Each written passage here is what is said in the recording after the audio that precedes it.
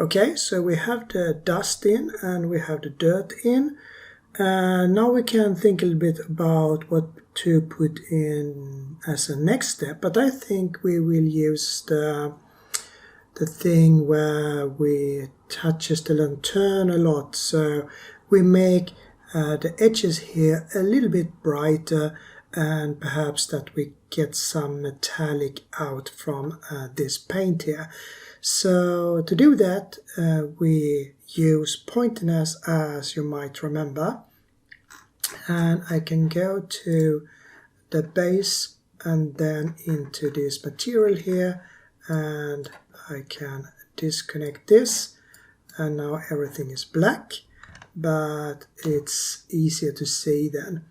And then I add an geometry node, so Shift A, and then I go to, let's see if I can find it, Input and Geometry. And here we have the pointiness, and I add 3 math nodes, so Shift A, Converter, and Math. And then I just copy this, so Shift D, so we have 3 of them.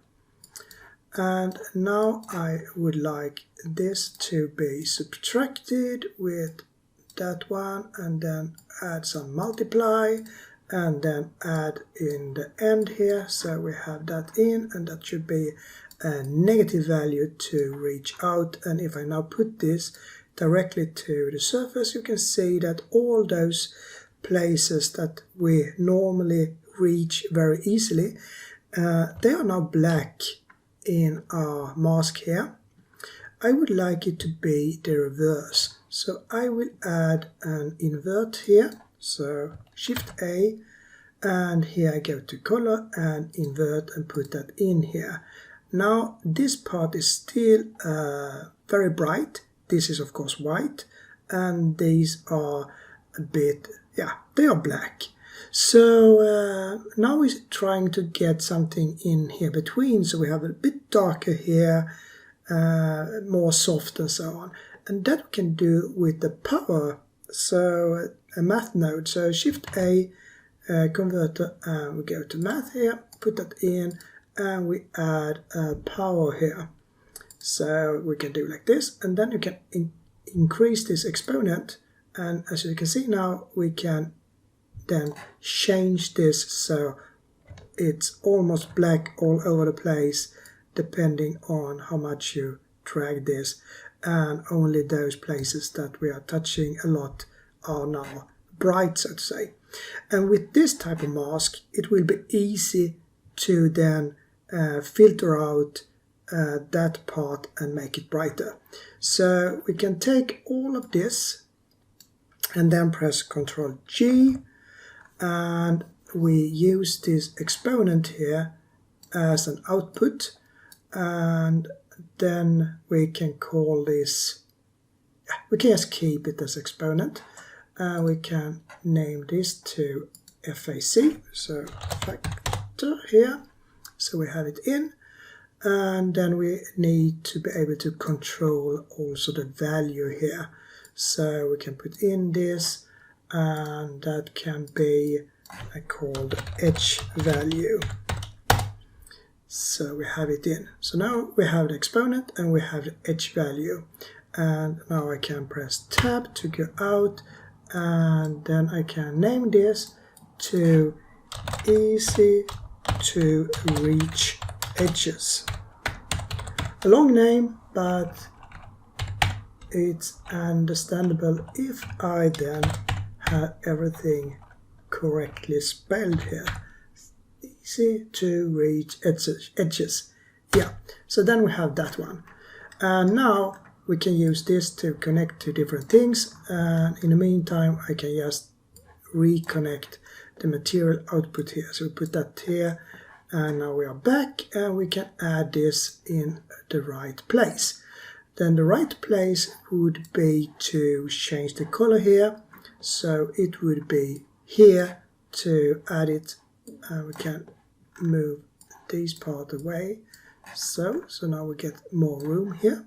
So then I can just copy this one, Shift D, put it in here, and now remember that the white will be all those edges. So that means then that this part, when it reaches white, that should be the color that we see, and normally this will be the color that we get from the color that we had before. So this is the change in color. And to control it, we can now use the easy to reach edges group that we put in here. And as soon as I did that, you now get this to be a bit brighter, and it looks natural and it looks good. But here is one thing. We are working with something called pointiness, and pointiness are checking on our geometry exactly how it is. So if you go to modify properties, you can see that the viewport is 1 and the render is 2. If I now change this to 2, it could be so that it will be changed here as well, because it's very sensitive. So when you're working with pointiness, it's good to have both of these exactly the same to get values that work in a good way. Okay, so now we have that in, and it looks nice and everything, but what I would like to do as well is to increase the metallic when we see this part here, because now that means that we don't have any paint left here, so then it should be the metal that we see. So then we can go into metallic here and press Shift A, converter, math, and then add, but we start with something like 0.105, so we have that in as metallic, and now everything got metallic, but that we control by using the factor here. So now we only have, or mostly have, the metallic on this here.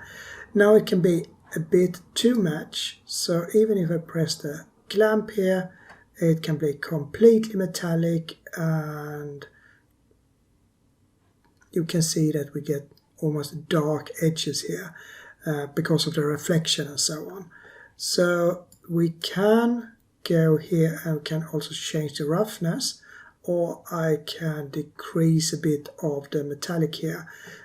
So I think I do that by adding a multiply. So I just copy this one, Shift D, put it in here, and then I change this to multiply, and now you can see that it's not so much. So if I just take it to something like that, then we get not completely metallic, and as usual I break the rules when it comes to metallic, but it looks better to have it like this.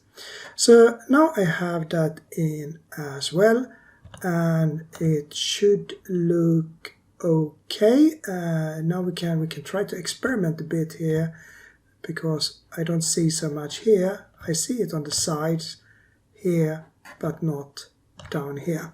And we can try to play a bit with the values. So if I use, I can go up so we can see both of these.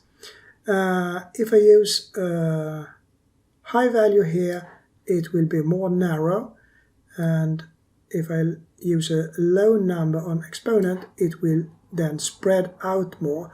So you can see here that I combine these, and now I have some wear here, and we lose color here and here as well, and that could be perhaps a bit too much. So then I can just increase this exponent to something that we have a little bit left here, but then we can also play with the edge value here, and you can see now we get really much. So we just decrease that a bit like that, and now we have it in a good way here, and we have a small amount there as well.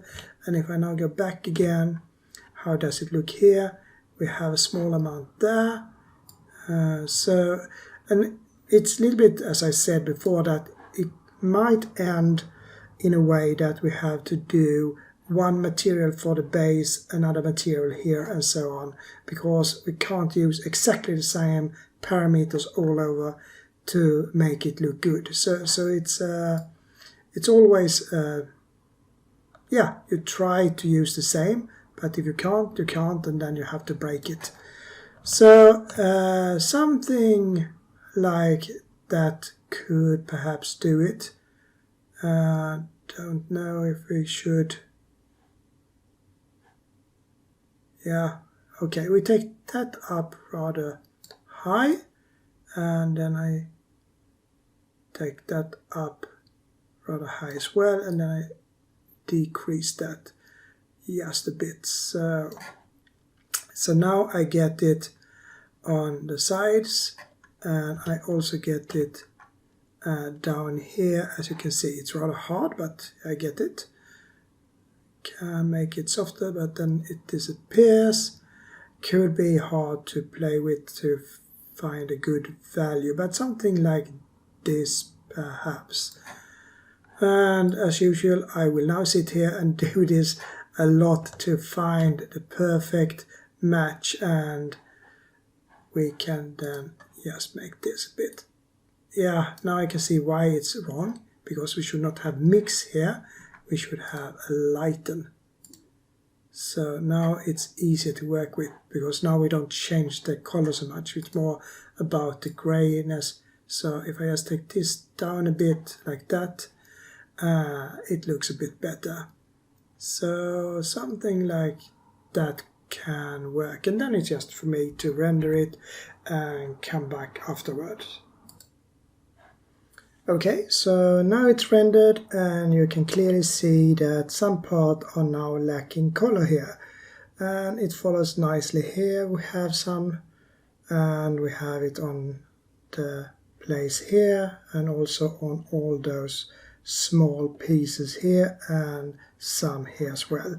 Could also be so that I should add that roughness into it, because now it's really shiny, but we can let it be for the moment.